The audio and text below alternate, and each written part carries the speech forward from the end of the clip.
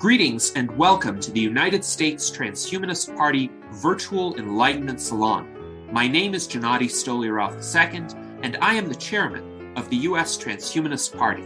Here we hold conversations with some of the world's leading thinkers in longevity, science, technology, philosophy, and politics. Like the philosophers of the Age of Enlightenment, we aim to connect every field of human endeavor and arrive at new insights to achieve longer lives, greater rationality, and the progress of our civilization. Greetings, ladies and gentlemen, and welcome to our U.S. Transhumanist Party Virtual Enlightenment Salon of Sunday, May 12th, 2024. Today, we have a bit of a different presentation in store for you in regard to a computer game that we have been working on since 2020. And I will give a bit of background about LEV the game before we go into the actual demonstration. But in the meantime, if you are in the chat, please suggest a name, an age, and a gender for the character that we will be playing with in the demonstration. So this can be any adult age, and the gender can be male, female, or agender for anyone who wants to create a non-binary character. But this game actually originated in 2014.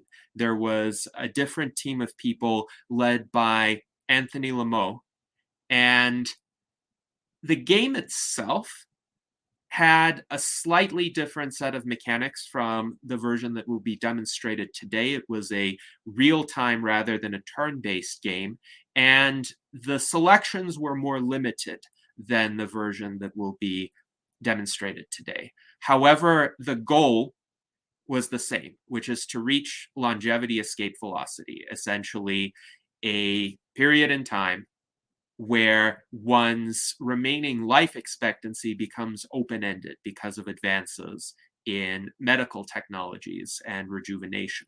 So one starts with a character in the present day, and one makes choices in regard to how to use one's time and one's energy.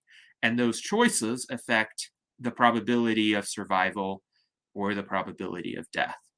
So with that as the background, what happened in 2014 was that Anthony Lamot and his team tried to crowdfund for LEV the game, and I was one of the contributors. However, they did not meet their goal. And so they developed an alpha version of the game that was playable. However, they did not proceed beyond that. And I played the alpha version and I reviewed it quite favorably. Aubrey de Grey also reviewed it quite favorably. But no subsequent version was developed. And since that time, unfortunately, the original source code was lost.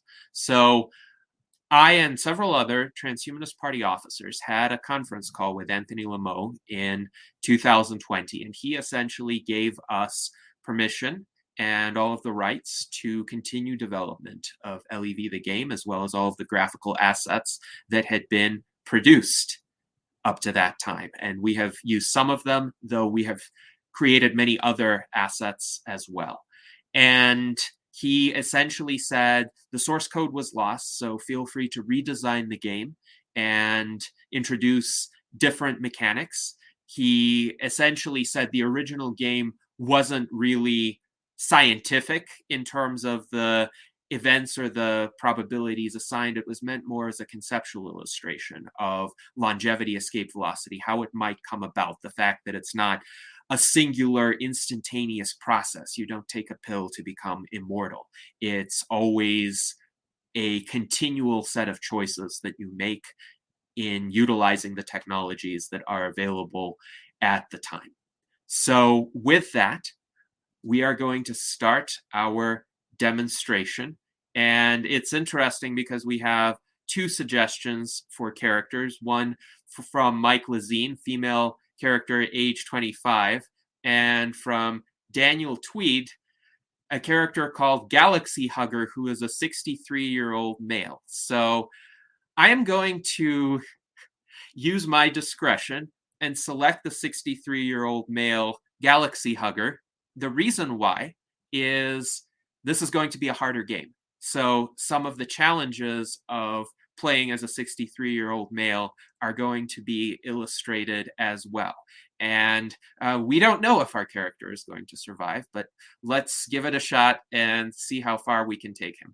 So here is the interface for the game. It's fairly straightforward to start with, and really right now only the play feature is available. So I'll select play, and you can see here on the interface, you can enter the name, the age, the gender, and the goal age. So we will do Galaxy Hugger.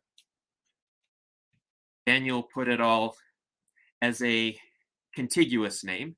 So he is 63. He is a male. Now, male probabilities of death are higher at every age than female or agender probabilities. And I actually used the 2018 CDC, Centers for Disease Control, life tables to essentially provide the initial probabilities for the game. Now, we will set a goal age of 200. I think that will be a sufficiently concise playthrough for purposes of this demonstration. And now we've got all of this set up, and we can start the game. So here's Galaxy Hugger, and the year is 2023. So this is actually 1 year ago. This was when the initial specifications were provided to our programmer, Juraj Štern-Vukotić, who essentially put together all of this that we see here. And you can see here the character's biological age right now is equal to his chronological age, 63.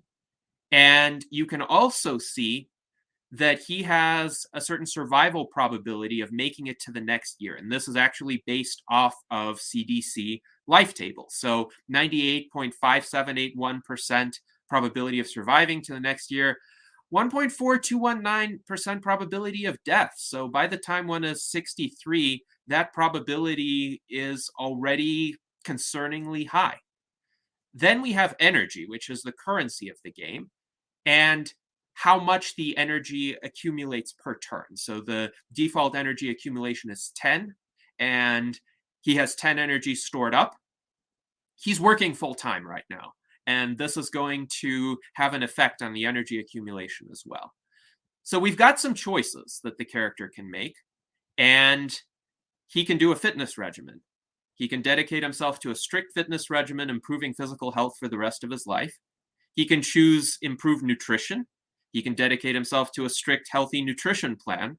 Whatever your theory of an optimal diet is, the game is agnostic as to that, but it will work if you choose improved nutrition. He can choose a productivity regimen and improve his mental health and productivity for the rest of his life. Risk aversion is a choice, so he will dedicate himself to avoiding risks, eliminating the chance of death from falling, poisoning, homicide, alcohol, HIV/AIDS, drowning, and drug use for the rest of his life. And these probabilities are also contributed to the overall death probability. And he can choose to do nothing and accumulate energy. And there are various forms of advocacy as well. So there's anti-aging advocacy, automation advocacy, nanotechnology advocacy, anti-cancer advocacy, nuclear disarmament advocacy, public health advocacy. This is, for instance, useful for averting pandemics, anti-war advocacy, and disaster prevention advocacy. So the cost of these in terms of energy is provided here. And then also you can build a fallout shelter, because nuclear wars can happen in this game. World wars can happen with or without nuclear weapons. And this fallout shelter is expensive, but it decreases the probability of death during world wars before nuclear disarmament. And it's interesting, too, because males of biological ages 16 to 40 are more vulnerable in world wars. They can die at a higher rate because they might be drafted into the military or otherwise have to fight. And this is also configured. So we're trying to add elements of realism to the game to the extent that is possible. Now, also an interesting feature of the game is if you scroll here, you can see the breakdown of the death probability. You can hover over this display, and you can see this base probability probability of death, 1.4219%, is broken down. There's a certain chance of suicide death. That's fairly low, but it's there. Cancer death, vehicle accident death, risk death. So that's from risky behaviors, because Galaxy Hugger isn't risk averse yet. And then there's this other death. Now, this other death, it's interesting because that probability is over 1% right now. That's death from all of the other diseases, including the diseases of aging. And so that's the probability that is most modifiable over time as the character ages. And we will see what happens to this probability as the game progresses. All right, so I've explained the mechanics. Now, let's make some choices for Galaxy Hugger in 2023. And I'm going to be monitoring the chat. So anybody who wants to suggest a choice, please suggest a choice. But I'm going to take the first choice that's suggested. So what do we want to do with Galaxy Hugger? Do we want to give him better fitness? Do we want to make him risk averse? Should he do nothing? Should he engage in some advocacy? We have 10 energy this turn, so not all of these options are accessible yet. But what do we want to do with him? And let's see, Daniel, since he is your invention. Well, so how many coins do I have to spend on these options? Is that there's a budget? 10, and you gain 10 per turn. Something interesting will also happen. Okay. Like passing go, getting $200 every time you pass go. Mm-hmm. So I've not seen them all at a glance. You have to scroll, which maybe you want to fix that. Like have icons that are more infographic-y or something. You can see them all at once. Maybe the user interface is open to modification, and this will actually be one of the revisions in subsequent versions of the game. So Jason says he would do fitness first, and Corche agrees with him. So do you want to undertake a fitness regimen for Galaxy Hugger? That's probably a reasonable option. A lot of people would start with. So yeah, let's roll the dice there. Okay, so he's 63. He's undertaking a new fitness program, and let's go on to the next year. Okay, so we see now the year has advanced to 2024. Galaxy Hugger used a fitness regimen, but he also spent 5 energy working to earn a living because he's still of working age and he needs to make money. He is not wealthy. And he can accumulate energy over time. That might change his situation, but we'll see what happens. But note, the death probability actually declined. So now it's 1.0341%, and his biological age has been reduced. So even though his chronological age is 64, his biological age is now 61. So he's 3 years younger than his biological age. So the exercise did something good for him. And you can see now the base probabilities have been affected. The chance of other death has been reduced. And there's now a multiplier that applies to it of 75%. So the exercise really helped him. But he's not immortal. He hasn't reached longevity escape velocity, and he now has more choices in 2024. But he only has 6 energy. Note, the energy accumulation increased a little bit from the exercise. He has a bit more productive capability as well. So that was a good choice. But what can we do with 6 energy? We can do nothing, or we can do one of the advocacy types. So let us see what you would like to do here. Nothing or advocacy. And if advocacy, which type? Anti-aging, automation, nanotech, anti-cancer, nuclear disarmament, public health, anti-war, or disaster prevention? So I got a question. So he's got one more energy accumulation now? The exercise gives him more energy? Well, yes. I don't know. I probably want to shoot for the stuff that gets you more energy sooner, and then you have more energy to spend later is what I'd probably go for. I don't know which ones would do that, but that'd be my productivity regimen would do that, but you don't have enough energy to select it just yet. And you can choose to do nothing, and that increases how much energy you save up. You don't gain any benefits, You still have to work to earn a living, but that may be an option for now. Or the advocacy affects probabilities of events in the world. So you can choose to do one of those. So if you advocate for something, conceivably it moves the LEV year closer rather than farther, I guess. Yes. Yeah. It definitely could. Now, Mike Lazine chose nanotechnology advocacy, and I've said I'm taking the first choice, so Galaxy Hugger is kind of the outcome of our collective decisions here. So we'll do nanotech. We'll do nanotech advocacy in 2024. Yeah. Okay, so interesting. The log says we did nanotech advocacy. He spent 5 energy units working to earn a living. Now he has 7 saved up. In 2025, a cure for cancer is finally discovered. All of the previous year's anti-cancer advocacy has finally paid off. So this is, of course, a probabilistic event. And you can see a nice illustration here. This cure is packaged up in a bottle with a bow on top of it. But this is a big deal because, look, the death probability is now 0.7959%. His biological age hasn't decreased. He's 62 biologically.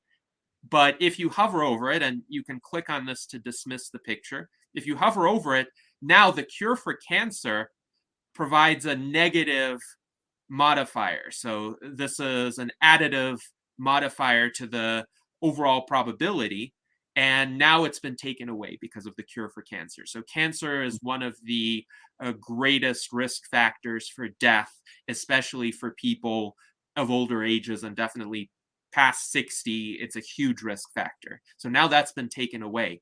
And it's interesting because in 2 years, we've cut Galaxy Hugger's probability of death almost in half. So we've done well for now. We've got 7 energy and still 11 energy accumulation. And Corchet says, theoretically, nanotechnology in its most extreme form solves all medical problems. Perhaps, but we're not there yet in the game. We still have quite a bit of time to go. It's 2025. We were fortunate in this timeline to discover a cure for cancer. So what are we going to do next? We can still do nothing. We can do one of the remaining advocacies. We still don't have enough for risk aversion. We might next turn. So any choices? Again, I'll take the first choice that's put forth. I say do nothing. Do nothing. Okay, Art Ramon, we will do nothing. We will accumulate energy. Maybe Galaxy Hugger is resting on his laurels. So let's do nothing and see how that turns out. So Galaxy Hugger did spend 5 energy working to earn a living. His energy accumulation now is still 11, but he has 13 energy saved up. His probability of death increased by a little bit because he got 1 year older. And at this advanced stage, essentially, each year makes a fairly significant difference in terms of probability of death. So this is something to watch. It's still not nearly as high as it was when we started. So we've got 13 energy. We can now choose risk aversion or any of the forms of advocacy, or we can again do nothing. So again, I'll take the first choice. I think the anti-aging advocacy is pretty relevant. I'd maybe jump into that cause. That's a good choice. And that costs 5 energy. So let's see what happens. Okay, so now we've got something interesting here because you can see this option for gene therapies has become available. And it says, in 2027, a SENS breakthrough is made in gene therapies. The ability to purchase a gene therapy treatment is now available. So this is nice. And we are going to perhaps utilize that later on. And Mike now says, for the next choice, risk aversion. So let's do risk aversion and see what happens.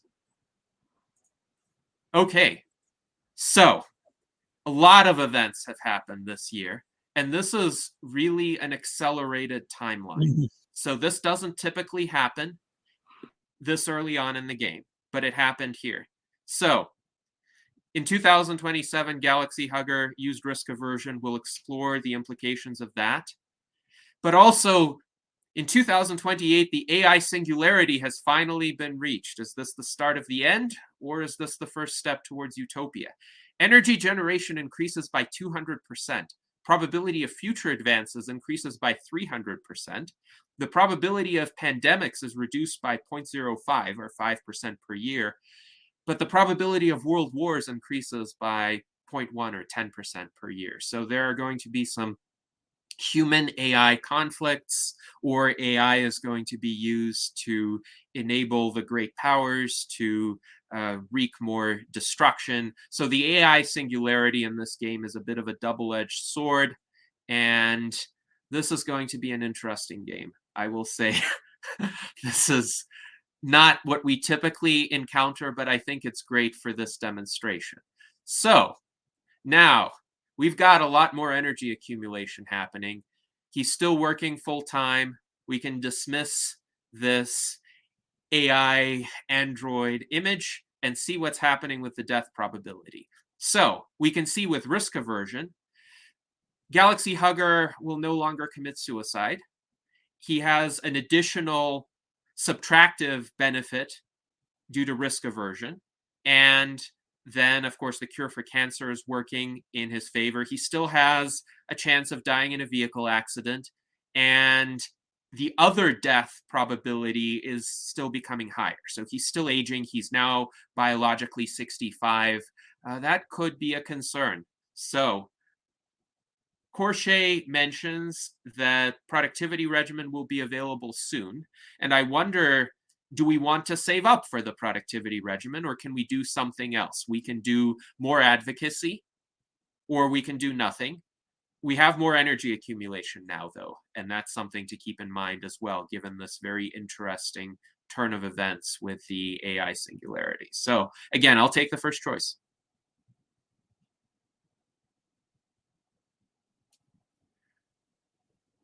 All right. And Juraj says the AI singularity only had initially a 0.01% chance per year. So this is indeed a very remarkable game. But I will take the next choice that's offered.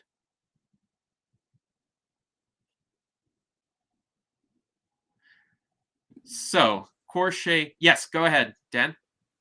Oh, I was just wondering why there's not a cryonics option. We were thinking about a cryonics option. The issue is with a single-player game, what that would mean is you put the character in suspension, and then a bunch of time passes, and then you resume playing. But it really would be most interesting in a multiplayer game, and we are thinking about a multiplayer option eventually. But we want to get the single-player setup done as far as we can. So we do for a display that shows the target year for LEV as part of the game. I guess not really at this point. Well, there's a target age, but LEV is a function of the technology that's available. So Emma Astos suggests a productivity regimen. We can't quite do that yet. So do we do nothing to accumulate some energy, or do we do some advocacy?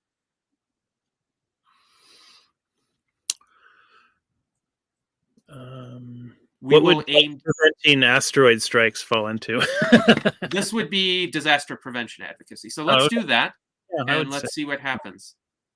Okay, so we did disaster prevention advocacy, and he had to work to earn a living, but now we have enough energy for the productivity regimen. And now let's select that. Let's select the productivity regimen and look at that. So several things have changed. He is now partially retired. His chronological age is 70. So essentially, he doesn't have to work as much. He saved some resources. His productivity regimen improved his energy accumulation to 24. It used to be 22. And we have another breakthrough for allotopic expression of 13 proteins. So we have 2 SENS technologies now available. And his death probability is getting up there. So it's now 1.138%. So what do we want to do? Do we want to undertake any of the longevity treatments now? Well, now we can afford nutrition improvement. So yes, we can do that too. Nutrition, definitely. Yeah, so, okay, we've got nutrition. People in the chat suggested gene therapy. So we can do both. We'll do nutrition first and see what that does. Okay, so nutrition helped. And now the probability of death is just a little bit below 1%. We see the multiplier has decreased for other deaths. So improved nutrition has helped somewhat. And the biological age has been reduced as well. It's now 66. But, again, he's not immortal. He hasn't reached longevity escape velocity. He still needs to work to earn a living. So now we can do gene therapy. Let's see what happens. So, some news. In 2032, autonomous vehicles are widely deployed throughout the roads of the world and become highly effective at eliminating deaths from road traffic accidents. And here we have a nice self-driving car. And he did use gene therapy. So what has happened? We note the probability of death has decreased, even though his biological age is 67. And this is because, first of all, the autonomous vehicles have eliminated the probability of death from accidents, and the multiplier has reduced once again. So that was the benefit of the gene therapy. And now we've got 32 energy, 24 energy accumulation. We can do the other longevity treatment that's available, the allotopic expression of 13 proteins, or we can do any of the forms of advocacy, or we can do nothing. So any preference? Well, I'd try that gene allotropic expression thing. Seems like a good personal longevity thing, because hey, we're getting up there. Better like not wait around too long. Let's do that. And then Mike suggests doing anti-war advocacy, so that will be our choice for the subsequent turn. Okay, so several important developments. First of all, the 2 SENS technologies have been applied and they synergize together. Is this the first step toward longevity escape velocity? He still had to work. He spent 3 energy to earn a living. And we've got a new breakthrough made in senolytics. So the ability to purchase senolytics is now available. What happened to his biological age? It's now 63. So the synergy of the 2 longevity treatments have actually reduced his biological age. The multiplier for other causes of death has decreased. And now the death probability is the lowest it has been for him. So he's doing pretty well. He's the same biological age that he was when we started, and this is 2033. So again, an accelerated timeline for rejuvenation, I think, compared to our world, but we'll take it. And anti-war advocacy is next, per Mike's recommendation. So what happened here, we did anti-war advocacy. Now his death probability is a little higher at 0.68. We have a new breakthrough in 2034 in small molecule interventions. So we've got some options here. We can do senolytics. We can do small molecule interventions. We can build a fallout shelter now. We've got enough energy for that. And we can do any of the types of advocacy. So any recommendations? I'm probably offering too many suggestions, but go fallout shelter. Let's do fallout shelter, and then Corshey says senolytics after that, so we can do that. Yeah, nuclear war can happen in this game, so a fallout shelter may be prudent, but look at this. We have a lot of new developments in 2035. So first of all, Theoretical advances in nanotechnology improve the annual probability of nanorobots arising to 0.01 or 1%. Significant advances in artificial intelligence are placing artificial general intelligence within reach. Well, we've already had an AI singularity. The annual probability of highly functional AI assistants increases to 0.1. And indeed, this probability has been realized because in 2035, advances in automation enable AI assistants to become available to the general public. They can be obtained for 20 energy units, so that's now an option. And we got a worldwide nuclear disarmament treaty in 2035. The advocacy of individuals such as Galaxy Hugger has convinced the leaders of all countries that eliminating remaining nuclear weapons stockpiles is an important safeguard for preventing devastation. As a result, all death probabilities from any future hypothetical world war will be reduced by half. So here we have this dilapidated nuclear missile. It's obviously not going to be launched at anyone.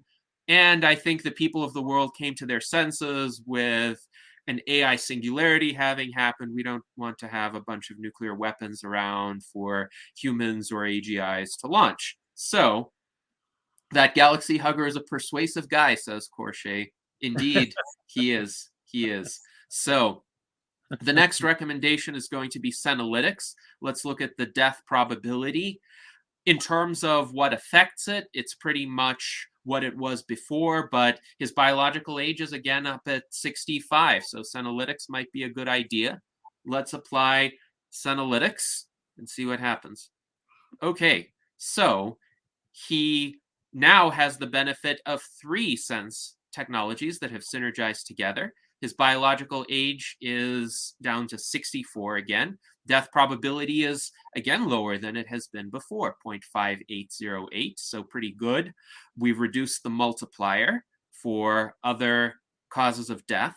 So now what can we do? We can obtain an AI assistant. We can obtain small molecule interventions and still do any of these types of advocacy: anti-aging, nanotech, anti-war, disaster prevention, or automation. So what would you like to do? AI assistant, says Mike Lazine. Galaxy Hugger will get an AI assistant. So now his energy accumulation is pretty high. It's 29, and he's got ample energy. His death probability is 0.6305, so it's climbing. His biological age is 65. So he's been fairly stable in terms of his biological age, but he's still biologically in his 60s. So think about what you want to do next. I just have to point out, are these, you buy it once and you get it from then on, or don't you have to renew these on an annual basis? Is that taken into account in the game? You get these kinds of technological interventions once, until you reach a certain point in the game. And hopefully we'll get to see what that is. But for something like the small molecule interventions, which Corchet recommended, you can do it once. And this will provide some lasting benefits for you. Now, this is still a partial intervention. Hence, his biological age is 65, even though he's had a bunch of treatments done already. So, he used small molecule interventions. The fitness is ongoing. We haven't stopped that since we bought it. Oh, the fitness is ongoing. He is a lifelong fitness devotee. And he's also a lifelong healthy eater. He's risk averse for life. He's productive for life. The AI assistant is there to help him. So he's doing pretty well. 0.6369% probability. Again, we've reduced the other causes of death multiplier. He has 43 energy, and we have a new SENS breakthrough made in 2038 for stem cell therapies. So we have that as an option. We have any of the types of advocacy as an option. What do we want to do?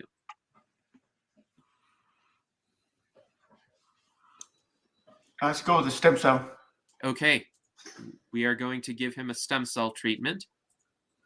Okay, so 5 SENS technologies have been applied. They synergize together, granting additional benefits.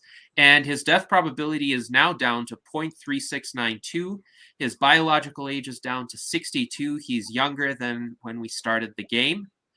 And his death probability is a lot lower than when we started the game. So the world is a healthier, safer place to live now. And we've got some types of advocacy that we can do, or he can relax and do nothing. We can do more anti-aging advocacy, nanotech, anti-war, disaster prevention, or automation. What does automation do? Well, I mean, wouldn't the singularity have handled a lot of these things by now? I mean, yes. You need to fix that. Well, the singularity has happened fairly early, but Mike Lazine says automation, so automation it is. And probability of death increased a little bit. Corchet says anti-aging advocacy. Let's do that. Okay, so what happened in 2041? The world's governments agree on a fundamental human right to a universal basic income, and so all energy expenditure from working is now reduced by 3. So that's nice. And we've got this graphic with some money flowing to people. And now death probability is 0.4172. So we can do more advocacy. Automation advocacy is gone now because the universal basic income probability is affected by automation advocacy. So XP asks, is there any benefit to having such a high stockpile of energy? Yes. We can watch and see what happens if you get to 100 energy. So that will happen the next turn, whatever choice we make. So any type of advocacy that we want to do.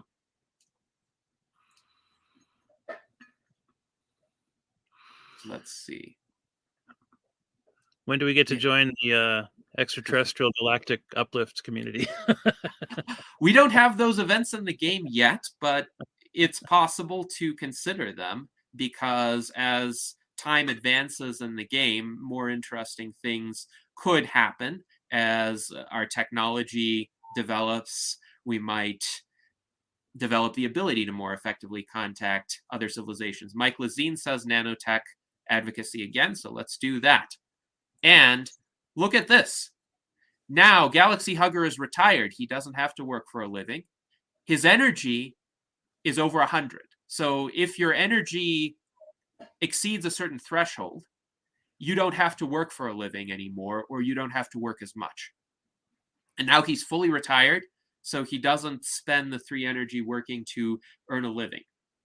And Uri in our chat says you can live off of your savings after he gets 100 energy. So he will go into full retirement and does not need to work anymore. So now he's biologically 65 again. We've got the 4 types of advocacy. What are we going to do? Because he is still aging. His death probability is lower than it used to be, but it is creeping up again. So when the death probability goes to 0, that's LEV. That's longevity escape velocity. Well, LEV is not going to have an exact 0 probability of death, but there will be a moment in the game, if he lives that far, where he will reach LEV. But we've got some advocacy we could be doing: anti-aging, nanotech, anti-war, or disaster prevention. So what can we do? What do you want us to do? Anti-aging advocacy, says Mike Lazine, so let's do that. All right, so we did engage in some anti-aging advocacy. No world events happened, so what next?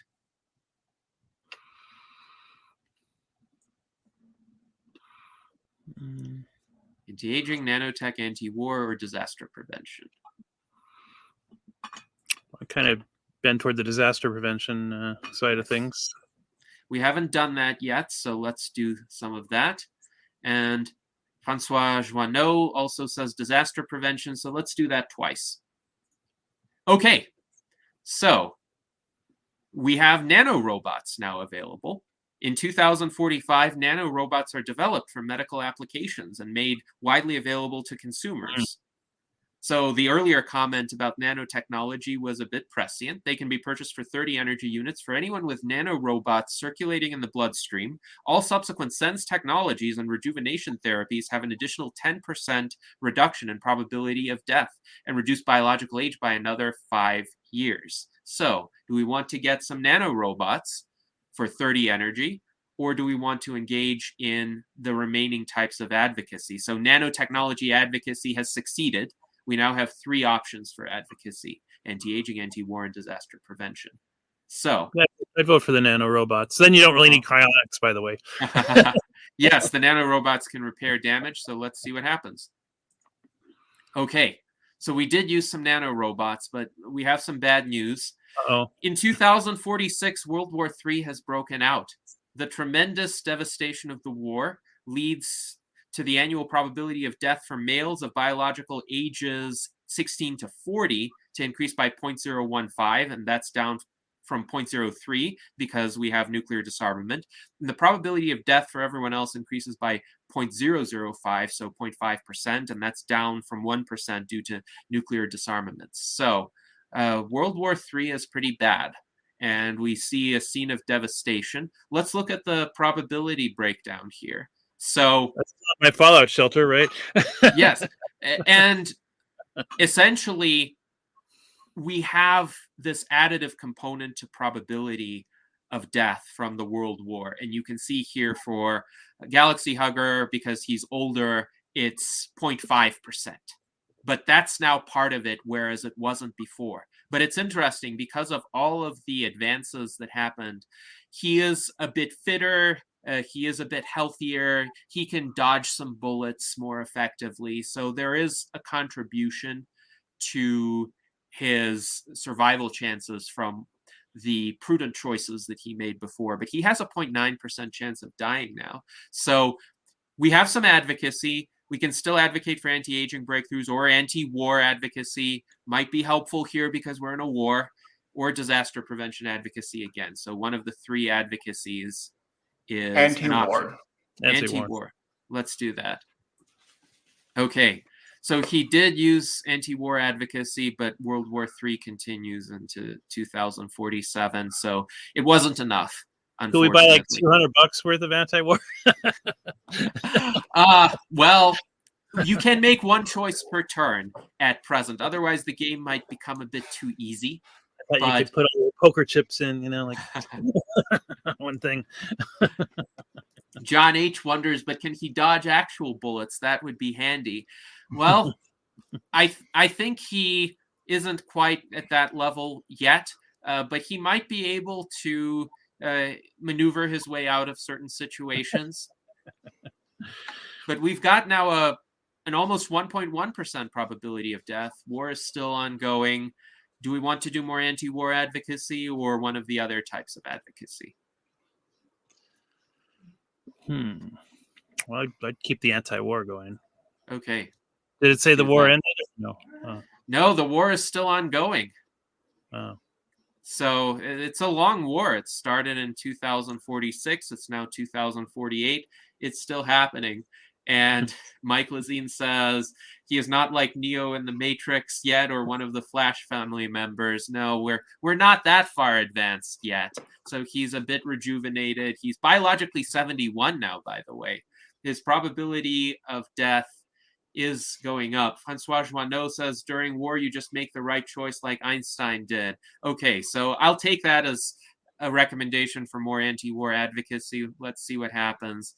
This is a long war, and the death probability is creeping up too.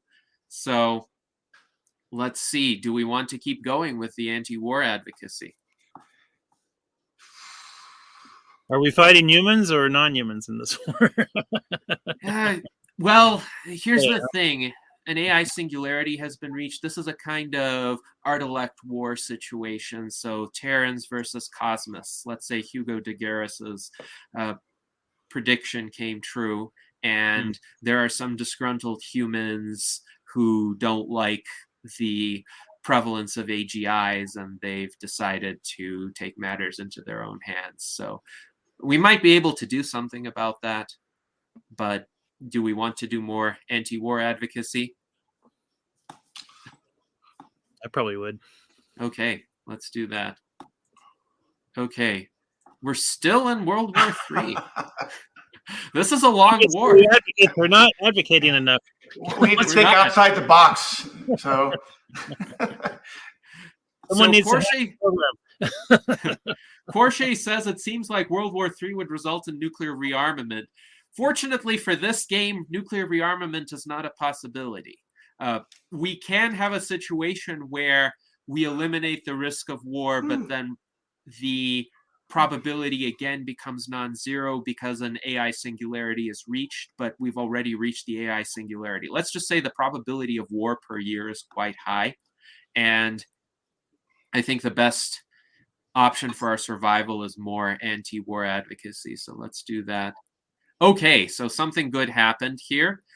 In 2051, a peace treaty was signed to finally conclude World War III, and the additional probability of death subsides. So you note his death probability decreased. We have a nice representation of world peace here. And if we look at the breakdown, now the World War additive contribution is not present. But his death probability is above 1.08%. His biological age is 74. His chronological age is 91. So he's doing all right, but it's starting to be concerning again. We still have anti-aging advocacy as an option, more anti-war advocacy, or disaster prevention advocacy. So what do we want to do?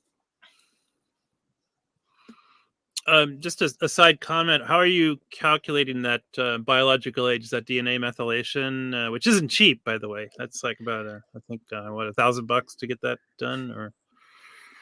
So the game is a bit agnostic as to how biological age is calculated, but the fact is he is equivalent to what today's 74-year-olds would be like. Mike Lazine says disaster prevention.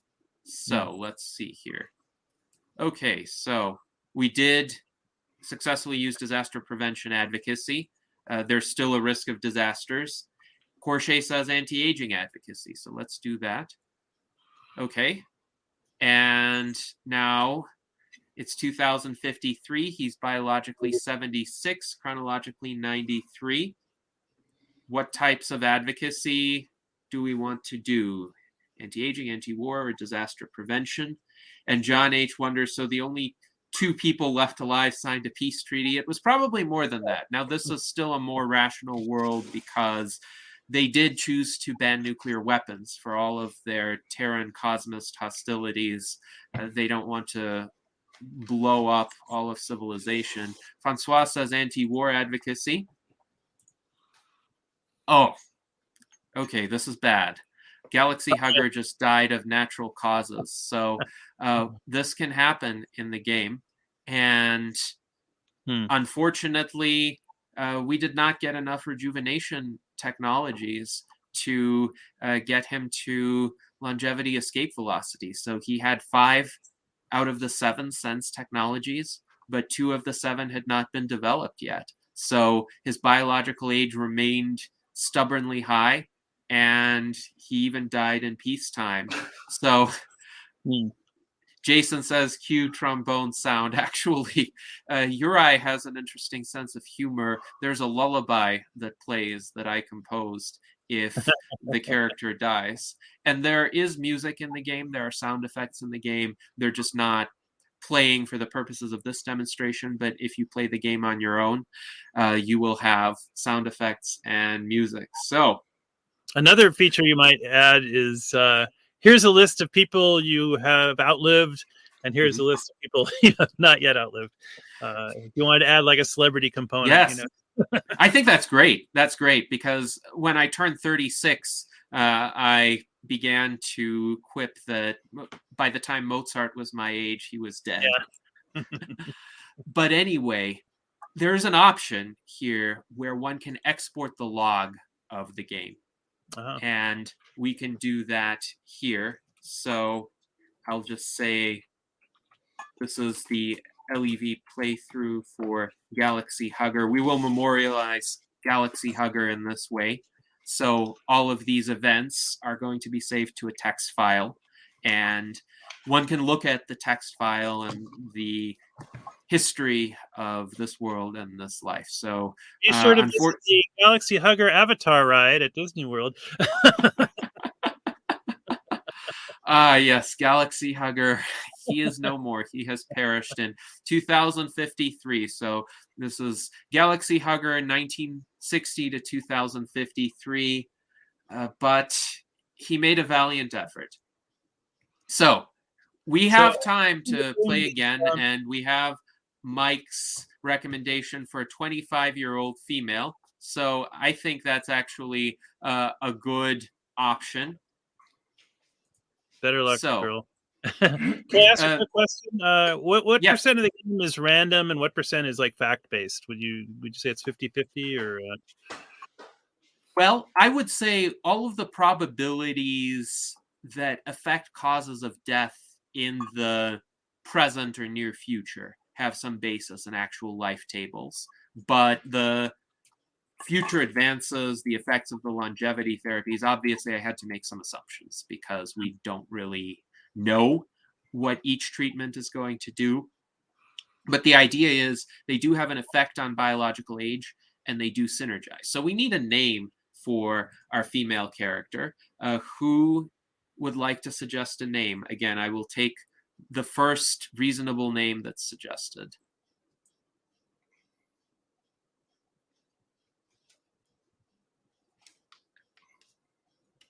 Any thoughts about naming this female character? 25-year-old female. Hopefully she has good chances of reaching longevity escape velocity. Mike Lazine says Dorothy Gale. Okay, we can name her Dorothy Gale. Okay, so we are back in 2023. She's working full-time. She has 10 energy units, 10 energy accumulation. So what do we do for Dorothy? She can do a fitness regimen. She can be risk averse. She can do nothing. She can do advocacy. By the way, Juraj points out, this is correct. You can use more energy than you've accumulated. There are some effects to that, though.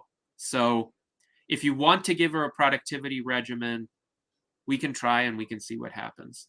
She has a very low probability of death because she's biologically 25, by the way.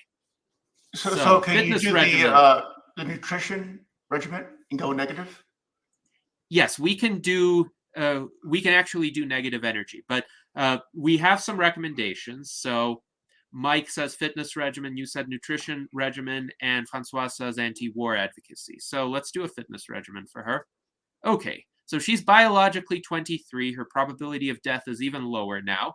She still has to spend energy earning a living, so she's got 6 energy.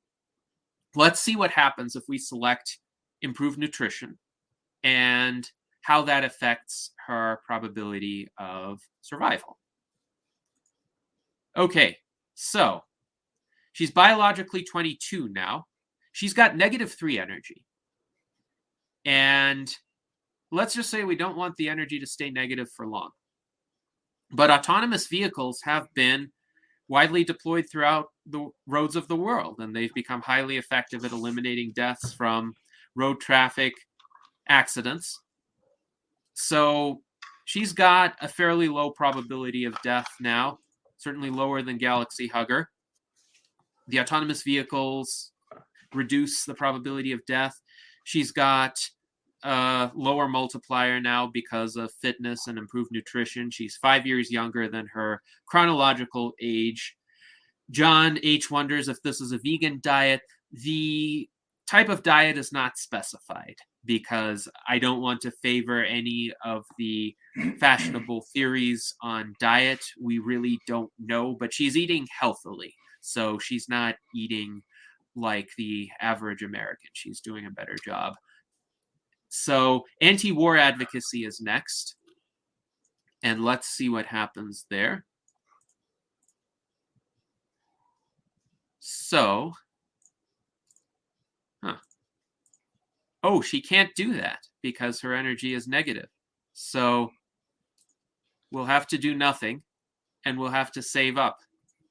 So in 2026, a SENS breakthrough is made in small molecule interventions, and that will now be available to consumers. So now we've got perhaps the possibility to do some anti-war advocacy. Let's see. Well, I say if you did the small molecule and get You could do it once and go into the negative. Mm-hmm. I mean, it's just a credit card. Yes. But here's what happened. Here's what happened. If you go negative with your energy and you stay there for too long, she has aged an additional year due to debt-related stress. And she still spends energy earning a living. She did use some anti-war advocacy. Her energy is positive again, but we need to be a bit careful. So chances are, if she uses the small molecule interventions, she could help herself, but her energy will go negative. So what do we want to do? Stress is a killer, says Bruce Davis. It could be. Yes, and there is a means by which the game reflects that. So do we want to do small molecule interventions? Do we want to do one of the advocacy types, or do we want to do nothing? Public health, says Francois. Okay, so we will do that. Public health advocacy. Oh, she's aged another year due to debt-related stress. So this is because she's spending the energy. So she's spending 5 units of energy per year working to earn a living. And Mike says public health again. So let's do that. Okay, so she's no longer stressed out. She has a positive energy buffer, so she's not aging faster than the usual rate.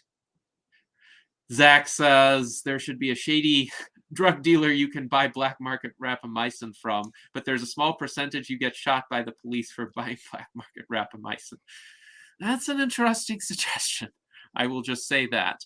But let's see what we can do next. We can do any of the advocacy types that won't stress her out, or we can do something more costly that will result in an energy deficit. Any suggestions? What about the risk aversion? Yes. Let's do risk aversion. Okay. So she's got 4 energy.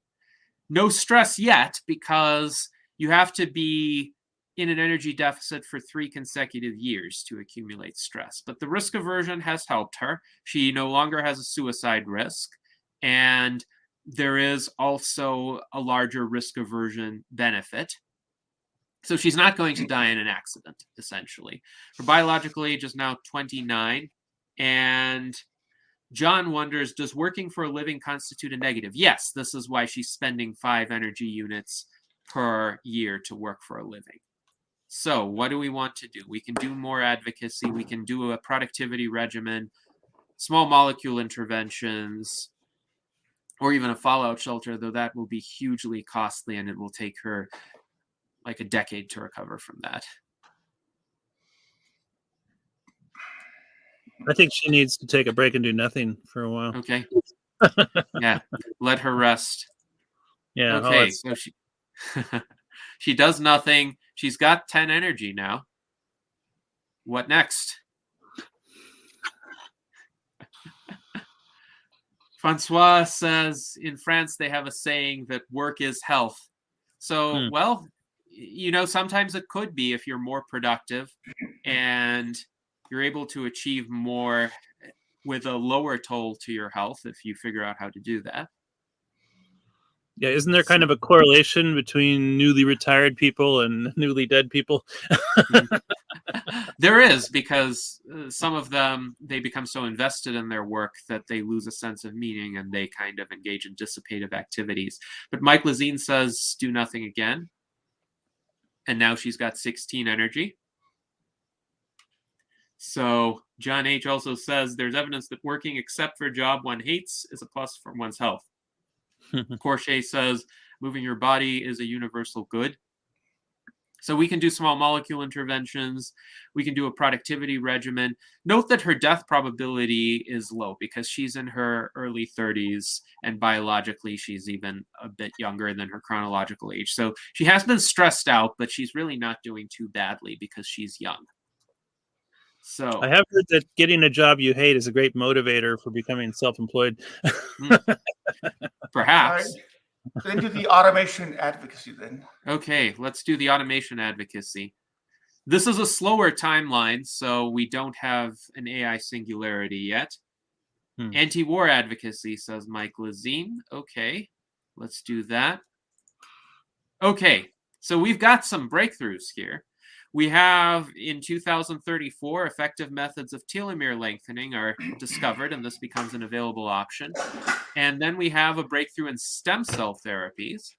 And again, these interventions, the stem cell therapies, the small molecule interventions, reduce the probability of death at all ages by 10% by themselves. And the telomere lengthening can reduce the biological age by 5 years. So let's see. John H. says, it's said that a major cause of death for older people is retirement. And Zach says he has heard that so much. Well, Dorothy has a long way to go before she can retire. So lengthen telomeres, says Bill Andrews. Okay, let's do this. Okay, so Dorothy is now biologically 29. The telomere lengthening has been effective. And in 2035, we have theoretical advances in nanotechnology that improve the annual probability of nanorobots arising to 0.01. Significant advances in artificial intelligence are placing artificial general intelligence within reach. The annual probability of highly functional AI assistance increases to 0.1. And Ascend's breakthrough is made in gene therapies. So now we can purchase gene therapies. And she has the ability to purchase one of 3 SENS treatments. But I think she only has 4 energy. So she's female, though. She should start considering about having children. I mean, a lot of women do. So having children is having children is not really a choice within the game. Now, that doesn't mean the character doesn't have children. It's that the game doesn't say anything about her family life. It's just not considered. So I don't know if it should be considered. Among super centenarians, there are some who haven't had any children. There are some who have had numerous children. And for the oldest people, it doesn't really seem to affect their probability of death. Now, it's true women can die in childbirth. Right now, the risk of that is fairly low. So let's see what we've got here. So Francois says public health advocacy. So let's do that. Okay. So in 2036, advances in automation enable AI assistants to become available to the general public. They can be obtained for 20 energy. And it's interesting because she still hasn't figured out a productivity regimen. She doesn't have an AI assistant. Her energy accumulation is close to the baseline. She's still young. She has time, at least from a probabilistic standpoint. So what do we want to do here? And Zach Richardson says the picture of the bricklayer that Bill Andrews uses to illustrate telomere shortening is quite apt. And XP says invest in an AI assistant. So, okay, let's get an AI assistant for Dorothy. She's got -4 energy now. She has stress. And the energy accumulation is higher, though. So maybe she can work her way out of that negative energy position. But she can't do anything right now because her energy is negative. So let's do nothing and proceed to the next year. Okay, so her energy is 7. And her annual energy accumulation is 16. But she spends 5 working to earn a living. What do we want to do? She's 34 biologically, 40 chronologically. So she still has a 6-year advantage over her chronological age. Let's see. Uri writes in the chat, new option, make baby. You get less energy now, but when you retire, they pay it back. Interesting, interesting. that's something to be considered. Mike Lazine says anti-aging, but Francois says productivity regimen. Okay, Francois was first, so we will do a productivity regimen for her. And she invested so much energy in being productive that did cause stress for her. She has 0 energy now, but her annual energy accumulation is 18. So perhaps this will work out for her. We'll see. We'll see. Her death probability is 0.0615% per year, so that's not too bad still. But her next move is anti-aging advocacy. So she does have more stress, and the gap between her biological and chronological age has narrowed to 4. She's got 8 energy. She can select one of the SENS technologies now, or she can do nothing, or she can do one of the forms of advocacy, and they're still all available. So what are we going to do for Dorothy in 2040? Stem cells. Okay. Thank you, Mike. So she is experiencing a lot of stress, but her probability of death is still relatively low. The multiplier is coming down because she had a stem cell therapy. So let's see what her next action should be. She's got 1 energy, so she's still kind of on the verge of a stressful life.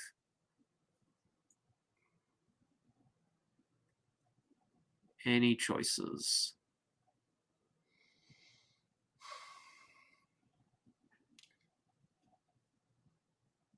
Mike says nothing.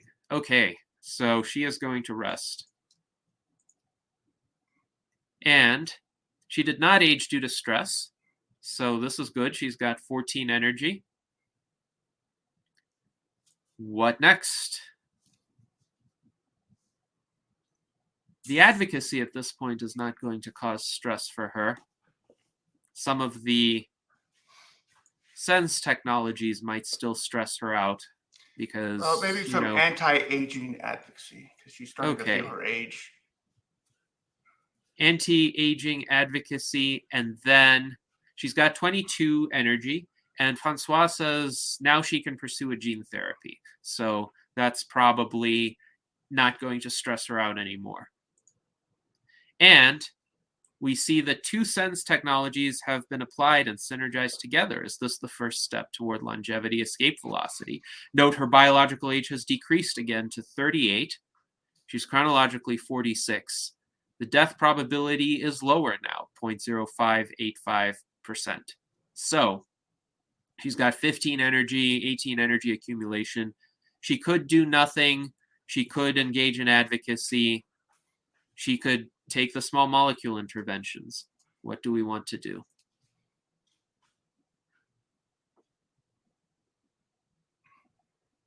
Anti-cancer advocacy. And both Mike and Francois say anti-cancer advocacy, so we'll do it twice.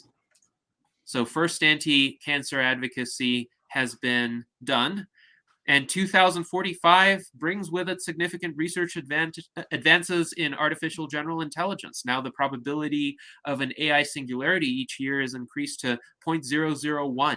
So the base probability is relatively low, and it continues to be low. There's something that increases it, namely automation advocacy, but we'll do anti-cancer advocacy this year. And she is successfully engaged in anti-cancer advocacy. She's now biologically 40. Death probability is still quite low. She can do small molecule interventions without stressing herself out. She can do any of the types of advocacy. We've got small molecule interventions now from Francois. And a cure for cancer has been discovered. So the anti-cancer advocacy has paid off. We now have the option for allotopic expression of 13 proteins. And yes, the cure for cancer has significantly reduced her probability of death. So Bruce says, nice. This is indeed nice. She's 10 years younger than her chronological age in 2047. That's not unrealistic at all. In 2047, there will probably be people who are 10 years younger than their chronological age. So Francois says, let's do the allotopic expression. And universal basic income has been achieved in 2048. So all energy expenditure from working is reduced by 3, and she did benefit from the allotopic expression as well. Her modifier for other causes of death is now under 40%, and she's got 17 energy. She can do advocacy quite safely. She has 18 energy accumulation per turn. Fallout shelters are still available, but expensive. So what is she going to do? Public health, says Mike Lazine. All right. And now she spent 3 energy to earn a living, and her energy is being saved over time. Francois says disaster prevention advocacy. Okay. What next? Her death probability is 0.0501% per year. So not too bad. Anti-aging advocacy, says Corchet. All right, so we have engaged in anti-aging advocacy, but she's still aging, as are we, by the way. So let's see. I say she keeps doing anti-aging because she's worried about, the lines. So.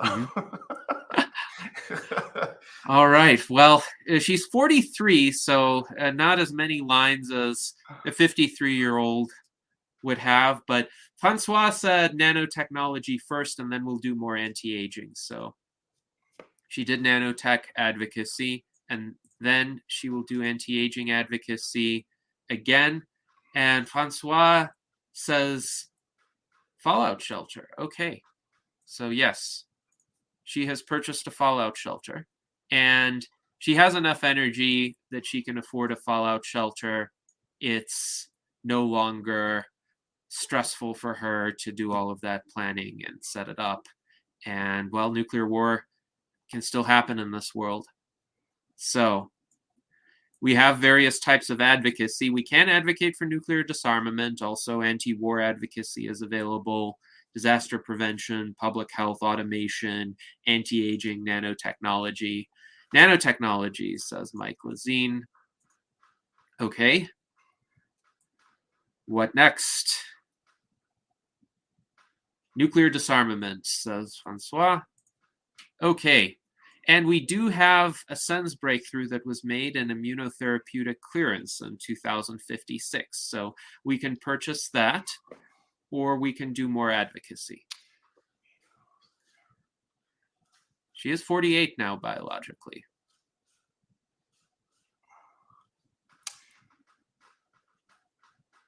I say go for it.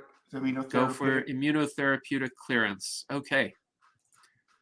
So now 5 SENS technologies have been applied. They synergize together, granting additional benefits. So biologically, she's now 44.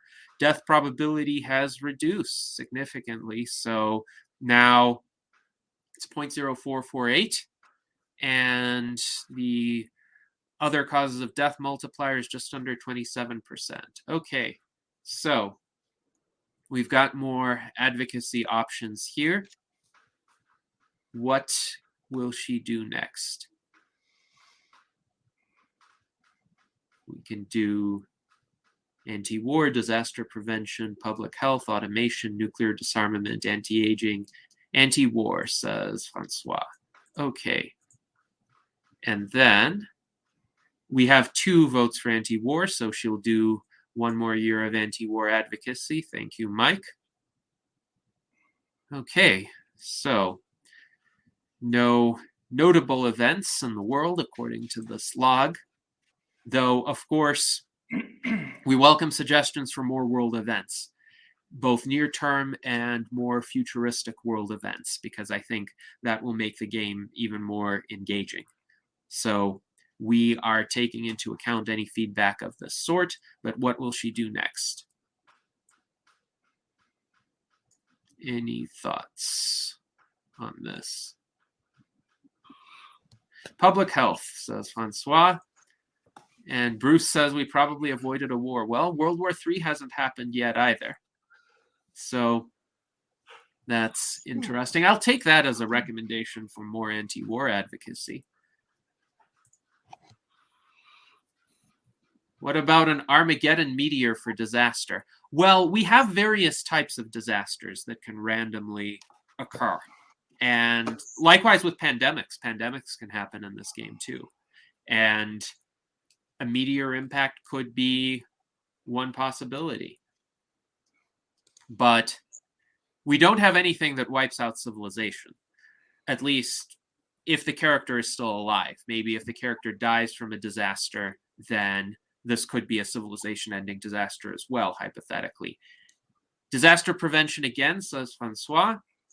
And in 2062, a SENS breakthrough is made in novel lysosomal hydrolases. So we can purchase that for 20, or we can do disaster prevention advocacy or any of the other forms of advocacy. And yes, Zach, we did set the win age at 200.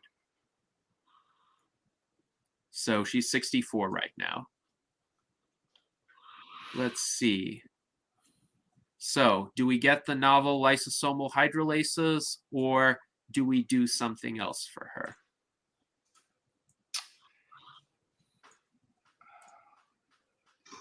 Let's see. Novel lysosomal hydrolases, says Francois. And she did apply them.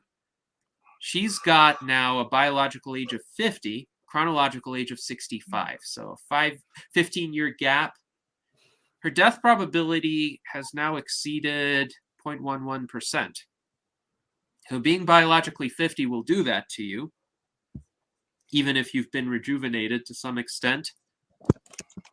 So I think more will need to be done to get her to LEV. But she's got some advocacy options. So what will she choose?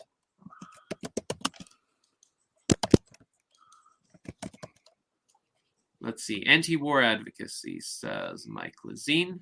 So let's do that. And automation advocacy, says Francois. So let's do that.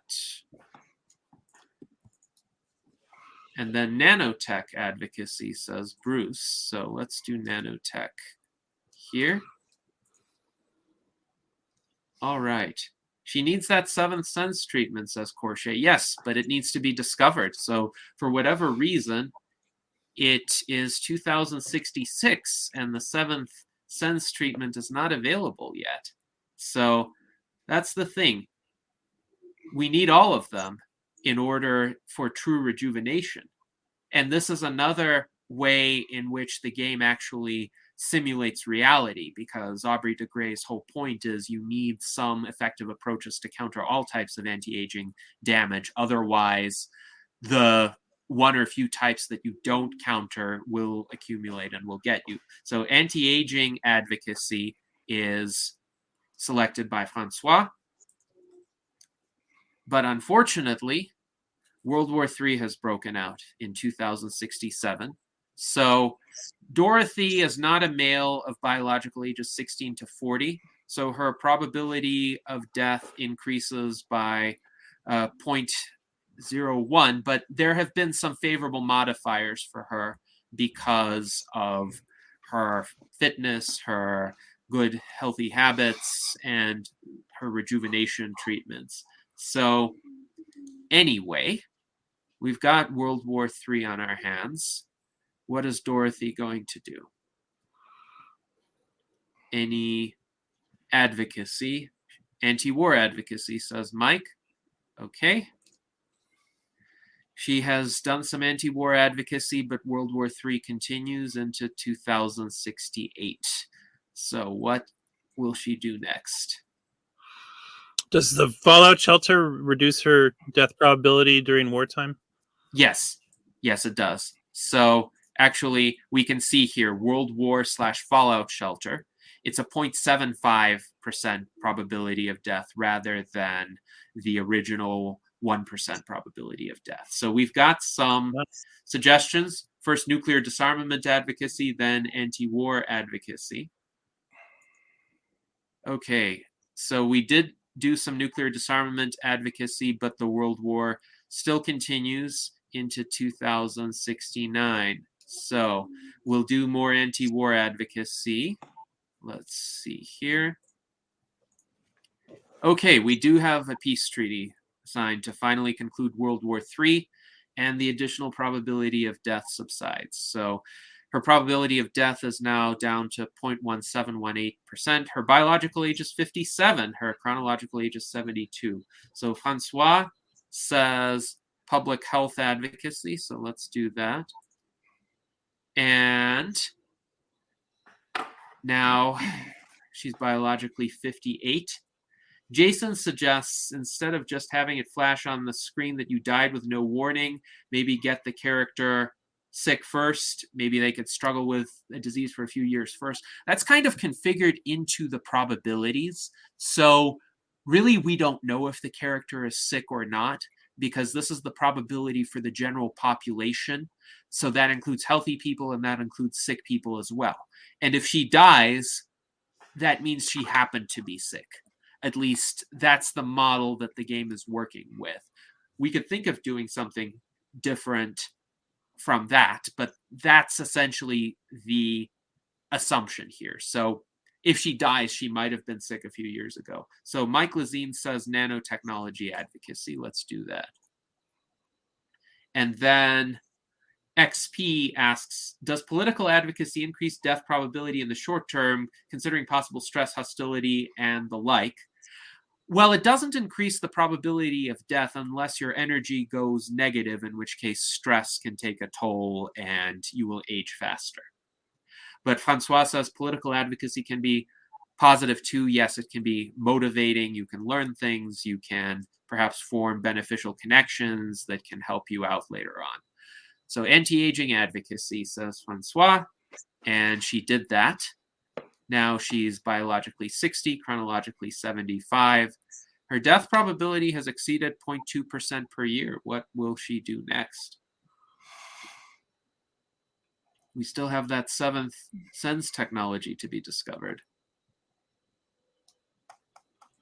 So who wants to make a selection?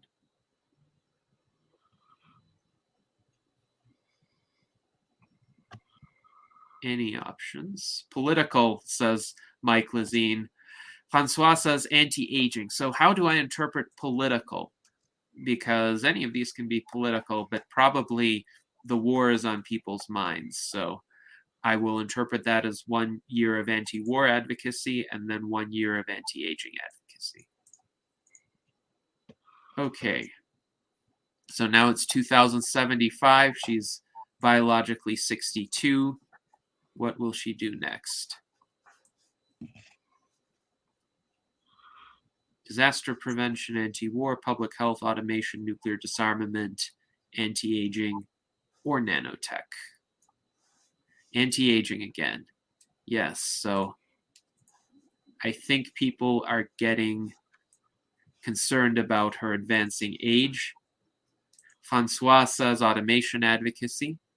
So, nanorobots are now available pretty late, 2077. Nanorobots are developed for medical applications and made widely available to consumers. They can be purchased for 30 energy units. For anyone with nanorobots circulating in the bloodstream, all subsequent sense technologies and rejuvenation therapies have an additional 10% reduction in probability of death. And Mike Lazine wants nanorobots, so they reduce, for subsequent technologies, biological age by another 5 years. So she's gotten nanorobots. They don't reduce her biological age right away. They interact with other technologies. So she's still biologically 65. Nanotechnology advocacy has succeeded. So what will she do next? By the way, this is a good illustration. Even a young person today can, under various timelines, become biologically older and still have this uncertainty about survival. So there's not going to be a magic immortality pill. This is going to be a set of choices that people need to make, including Dorothy Gale in 2078. So what will she do? Disaster prevention, says Francois. Automation, says Mike Lazine.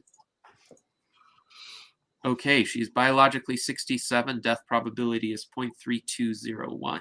So what will she do next? By the way, that's less than the death probability of today's biological 67-year-olds. So she has done some good for her health and her longevity. Any ideas about advocacy that she could do? We still have nuclear weapons in this world. Public health, says Francois. Okay. Anti-aging, says Mike. Okay. We still have a variety of problems in this world of 2082. And again, please feel free to suggest other events that could happen. Nuclear disarmament advocacy. I've got a thought that it might be nice to have not just the personal survival and death probabilities, but also the species-wide survival and death probabilities. That would be an interesting metric to have side by side. Mm-hmm. That's an interesting suggestion. And Jason says there could be a lot of other little life choices that could be put in that only make the game more interesting, even if it doesn't change the death probability. Yes, I think that's a possibility, just to add some color to the game. And Mike said, save feature to the game. Yes, I think there should be one. I agree. We will work that in. Right now, there's a log, but if you export the log and you quit the game, you don't return to your play session. So Francois says automation advocacy. So let's do that. Ooh, death probability is creeping up. She's biologically 71. She has a 0.61% probability of dying. So what are we going to do about this?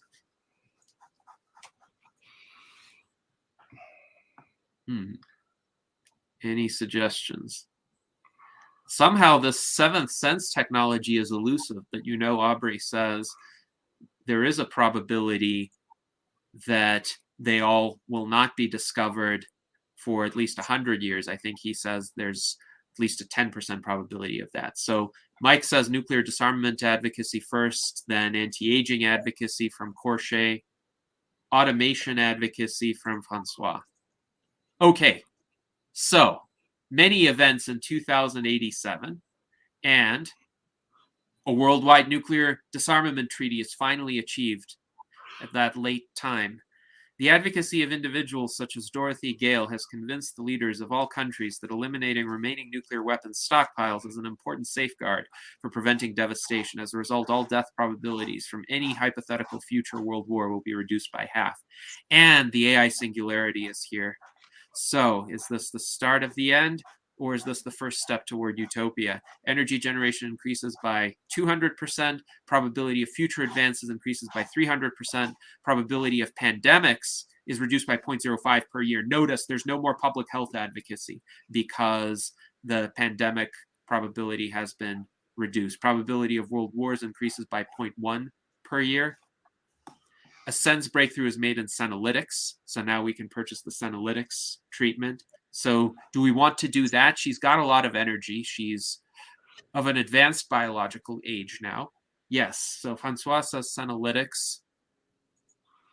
Okay. So what has happened? All 7 of the SENS breakthroughs have been achieved. Decades of dedicated anti-aging advocacy have paved the way toward longevity escape velocity. Nanorobots provide an additional 5-year biological age reduction and 10% reduction in death probability. And after applying all required technologies, rejuvenation therapy 1.0 is now available. So this is the first rejuvenation therapy, the first comprehensive rejuvenation therapy that Dorothy can engage in. Note, her biological age is now 60. Her chronological age is 90. The death probability is 0.1764. So it has plummeted because she had all 7 of the SENS technologies. And this illustrates the point that you need all of the different types of damage repair in order to truly start to meaningfully reverse biological aging. So Mike and Corchet and Francois, they all say rejuvenation. Okay, they say it 3 times, so let's see what happens. So 3 of them. Yes, we will do 3 of them. So this is rejuvenation therapy 1.0. Biological age reduced by 10 years, and the nano robots provide an additional 5-year reduction, 10% reduction in death probability. Okay, so she did 1 rejuvenation therapy. Now her biological age is 46. Her death probability is 0.0325%. We're going to do a second one because they said do it 3 times. Okay, her biological age is 27. Wow. Her death probability is 0.0144%. Third rejuvenation therapy. Now this one will reduce biological age by 20 years. Nanorobots provide an additional 5-year biological age reduction. Her biological age is 3. Now that does not mean that she has become a child. That means that she has as little damage as a 3-year-old in her body and her cells. So her death probability has become very low. The multiplier for other causes of death is only 8.129%. And Corchet says exponential results. That's good. Bruce is really excited about this as if it happened for real. She wants to... Yes, absolutely. We can do more rejuvenation therapies. Thank you, Bruce. And then we will do anti-war advocacy. Okay, but keep in mind, there is a floor. You can't have negative biological age. So her biological age is 0. Her death probability is very low right now. Francois says anti-war advocacy. And Bruce says anti-war advocacy once again.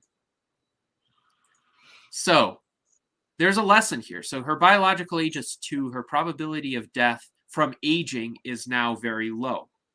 So what is she going to prioritize? Wars and disasters can still happen. And now she's got a long time to live unless she gets killed by a war or a disaster. And the AI singularity has happened. The Terrans and Cosmists are at odds, so there's still risk in this world. Bruce and Francois say disaster prevention advocacy, so we'll do 2 years of disaster prevention advocacy. What can we do now? Wouldn't you want to buy as many rejuvenation therapies till they're all used up? Or well, you could. Now, keep in mind, right now, this is a very effective rejuvenation therapy. It reduces biological age by 25 years. And nanorobots are going to provide another 5-year reduction. So if her biological age is 4, it'll be reduced to 0, though. So there's a floor. So there is some consideration here for how to time those rejuvenation therapies. Okay. And this is also going to be realistic, because if you're going to be biologically young for a while, you might not need to come back for another treatment for a few decades. So we've got 2 instances of anti-war advocacy. Thank you, Mike. And thank you, Francois. And now we have Francois saying rejuvenation, so we will take another rejuvenation therapy. Her biological age is 0, and look at this. Congratulations in 2099 on reaching longevity escape velocity. You can now repeat the optimized rejuvenation therapy as many times as your resources allow it. So what are the effects of the optimized rejuvenation therapy? The biological age is reduced by 10. It can be repeated indefinitely. The nanorobots provide an additional 5-year biological age reduction and 10% reduction in death probability. Bruce says we just need 102 more years. Yes, we do for Dorothy. So disaster prevention, says Mike Lazine. Okay, so we've got disaster prevention advocacy. It's 2100 now. So again, we want more ideas for futuristic types of events.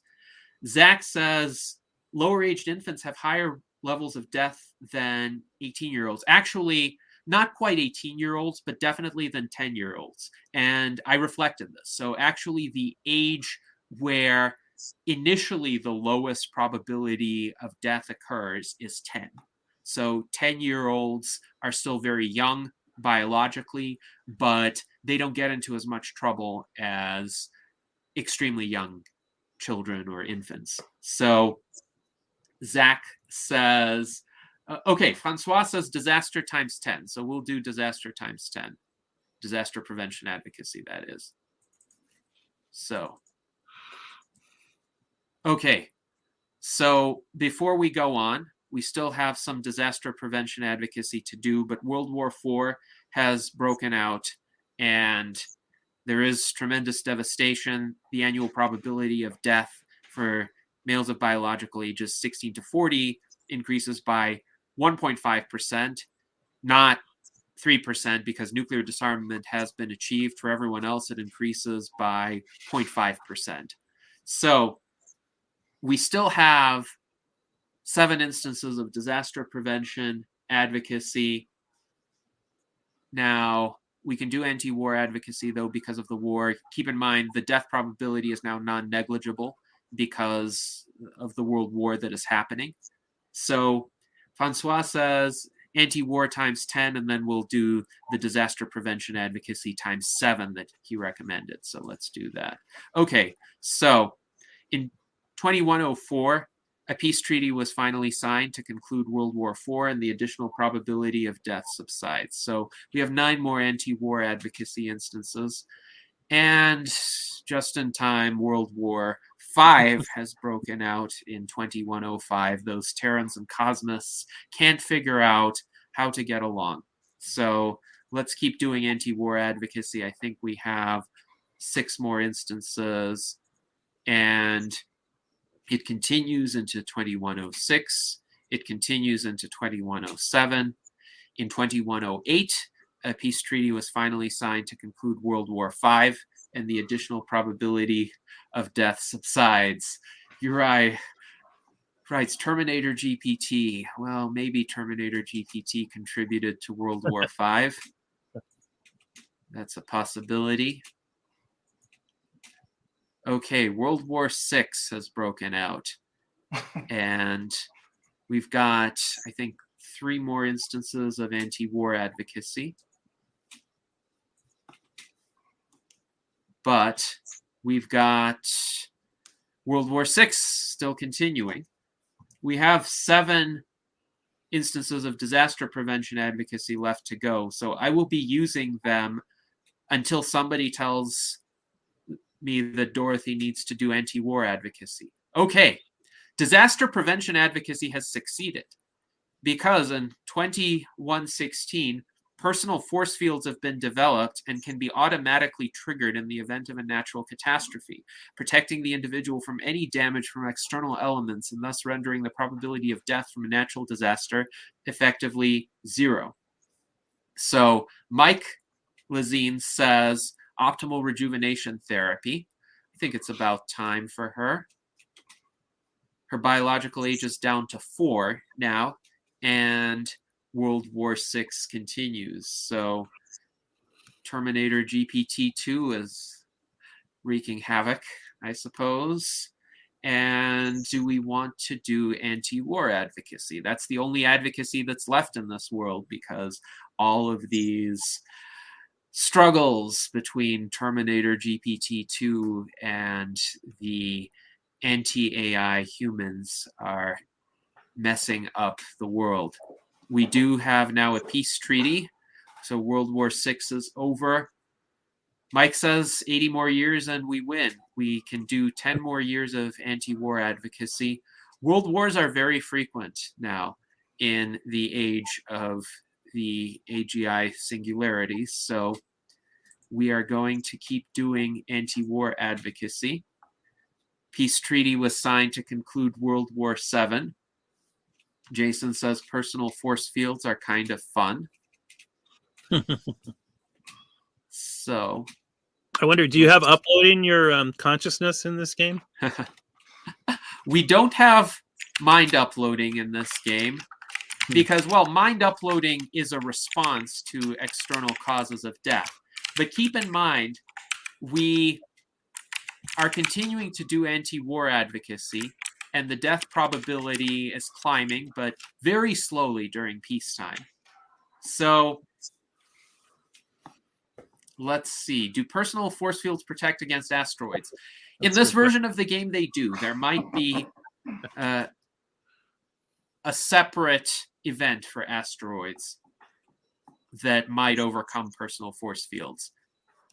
Again, that's something we can think about. It would make space exploration very easy too. You wouldn't need spacesuit, I guess.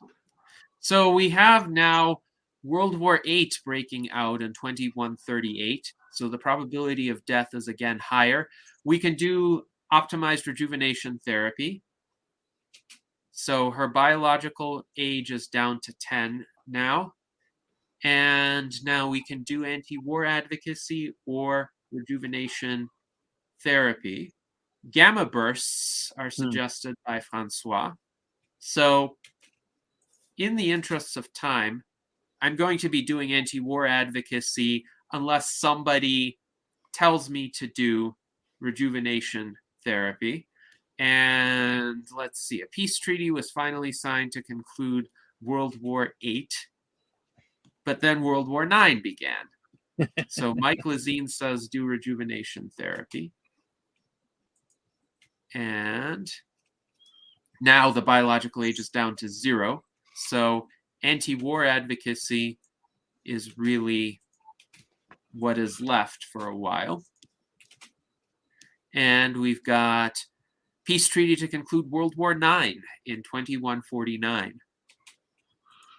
So again, tell me when you want me to do rejuvenation therapies. Otherwise, we still have world wars breaking out on a frequent basis. World War X started in 2153. It ended in 2155. Again, there could be more color added to the game, customized narratives for each of these wars so that the game could tell you what happened and a little history of the future is generated thereby. So let's see. Anti-war time 50, says Francois. Okay. Let's see what happens. Also include like Kardashev levels of civilization, since we're at a year that seems like we would have, solar system wide civilization stuff. Yes, future stages of civilizational advancement could be considered. So Zach says, whenever your biological age hits 22, you should do a rejuvenation therapy to get back to age 12 because that's the minimum aging damage. So, okay, Dorothy is back to age 12, and we keep doing anti-war advocacy for a while. Uri says, natural disasters and pandemics have custom random names and descriptions, so that would be easy to do for world wars as well. And we can think of interesting storylines.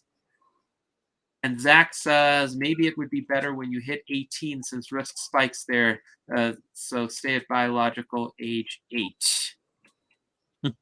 So we've got, actually, chance to rejuvenate her again in 2190. So it's interesting because over time, the anti-war advocacy does reduce the probability of wars arising. And she has been effective in doing that. Now, keep in mind, now she's biologically 24, chronologically 199. So I would say let's do one more rejuvenation therapy for her to celebrate her 200th birthday. Okay, so now she's 200, and her probability of death is very low. Her biological age is 10. And let's do one more instance of anti-war advocacy and see what happens. You survived, finally reaching your goal age. So, yes, Bruce, we did it. And Dorothy Gale is chronologically 200 in the year 2198. We can export this log so that we have this playthrough memorialized. Now, it's possible to continue playing the game. So if you click on continue, we can see what happens next. So she can do more anti-war advocacy. This is the first official win, says Zach. At least the first public live streamed win. Okay. So in 2206, well, actually 2205, the prior year, through the efforts of activists such as Dorothy Gale, the great world peace has been achieved at last. All nations and their governments have forever renounced war as an instrument of policy. Given the moral advances of the past several decades, there is worldwide confidence that the peace will hold. The risk of world war being initiated among humans has been eliminated. So, we are in a world in 2206 where there's no more risk of world wars, including nuclear wars, no more natural disasters, no more pandemics, and there is longevity escape velocity. People can take these optimized rejuvenation therapies to reduce their biological age. So Dorothy can keep going like this. Now her biological age is 4 once again, and she can rest for a year and accumulate some biological age. Zach says, see, Gennady, this is what happens when you have LEV. You just sit around and do nothing forever. Well, that's the thing. It's not going to be nothing. It's going to be a variety of interesting ways to spend one's time, but the game just doesn't encapsulate them quite yet. So we are looking for some creative suggestions as to content.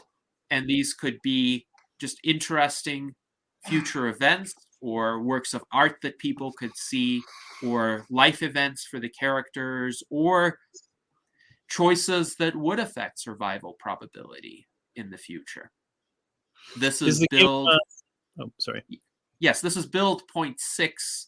So it's not yet the 1.0 version that would be made available to everybody, but we are looking for beta testers. So if you want to be a beta tester, I am going to include my email address here. And if you are interested, just send me an email to Gennady Stolyarov II. That's Gennady Stolyarov II at gmail.com. Corche says if he had all this available time, he plans to read books and convert a distant planet into his personal garden. Mike suggests Mars colonization and sentient status for androids. So thank you, Mike. And any other suggestions would be welcome. Zach says luxury, personal development, recreation, and flourishing. Bruce says this game rocks. Thank you very much, Bruce.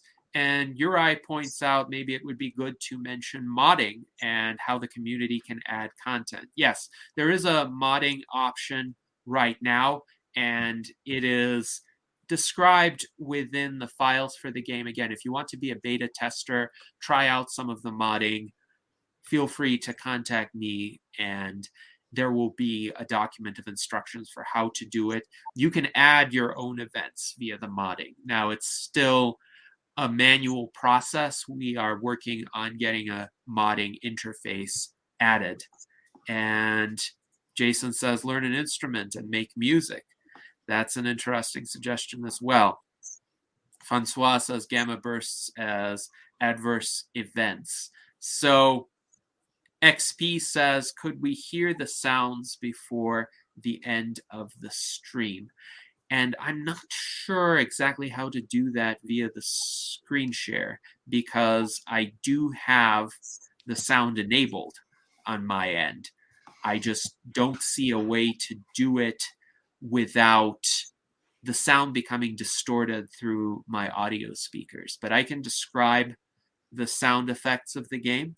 So there are effects for clicking and for typing. There are also musical compositions that play throughout the game. So these are my musical compositions, as well as versions that Jason Geringer has remastered, which I would say are quite futuristic. So if you want to hear them, become a beta tester, and you will be able to play a version of the game with the sounds. Now, Francois suggests including an alien civilization, alien technology, alien viruses, and alien hostile AI. So we will think about incorporating those. Mike Lazine asks, how will modding work if the game is for Android and iOS in the future? So that's interesting. I think there will need to be a modding interface within the game. So if you see here in the game interface, it's possible to quit the game. Oh, I actually disabled the screen share, unfortunately, but I can run it again and show you where it would appear. Now, right now in the current version, only the play option really does anything. The rest are placeholders, but there will be an options menu and a modding menu. And that modding menu should be available on Android or whatever interface is chosen. And XP says, as for post-LEV gameplay, there could definitely be challenges in keeping the new status quo from devolving back into how it used to be. That's a very good point. And I think that's something that we will consider including. So I am going to try to share the window of the reopened game, and I will show you where you can go. So right now there's nothing here, but you can click on mod and there will be a modding interface added later on. Also, under options, there will be options, for instance, to toggle the volume on or off, and various other customizations that can be made. So thank you for that question, Mike. And then Uri does point out there should be an interface inside the game, inside the options, for how to do the modding. And Francois says the Spanish were bringing alien technology, alien viruses. I think he's referring to the colonization of the Americas after 1492. So an interesting suggestion for a scenario of contact with another species that might inadvertently bring in some sort of disease. All right. Thank you very much for everybody who participated in our live demonstration of LEV the game. The time for our salon is almost elapsed. We have about a minute remaining, but I really appreciate the engagement of our viewers. You haven't beta testers even here during this public stream, but again, if you want to be more thorough beta testers and try this game out with many characters, many selections, see what happens under various scenarios, send me an email and I will send you a link to the most current version of the game. Dan Tweed wonders, is the game open source? Yes, the intent is to make it open source, to make it freely available, downloadable for all. It's an educational game, so we want people to learn about longevity, escape velocity as a concept, and if it happens, how it's likely to happen in practice. So I hope all of you observing the playthrough today learned something about longevity, escape velocity, and gotten a more realistic idea of how it might be implemented. And I hope we get to live some of these futures where we reach longevity, escape velocity, and of course, as a result, we live long and prosper.